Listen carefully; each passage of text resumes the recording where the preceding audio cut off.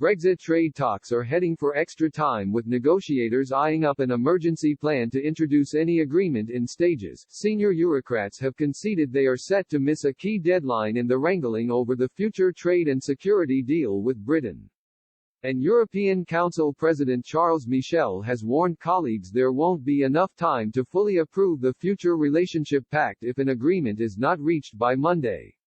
With EU officials pessimistic of any breakthrough in the trade talks, sources claim they are working up a Plan B for a phased implementation of the deal. Under the plan, Brussels would sign off on the main sections of the agreement, including tariff and quota-free trade, to ensure they come into force on January 1.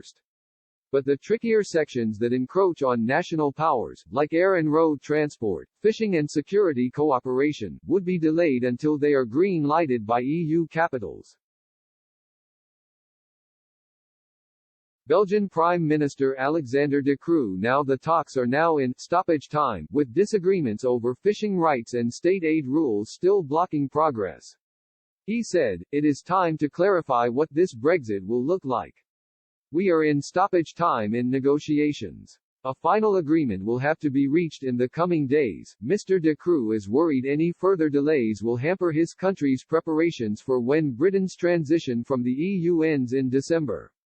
Britain is a key export market for Belgium, with many of its companies reliant on frictionless ties with the country.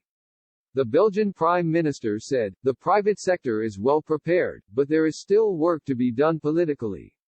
We will do everything we can to protect our companies, but we must be able to force something politically in the coming days, otherwise we will end up in a situation where there will be congestion in our ports." Finance Minister Vincent van Petegem added, "We will continue to keep our companies trading with the UK as much information as possible. We see that many companies have already taken the necessary steps there, but it is important that we now also convince the last 5% of the companies to prepare."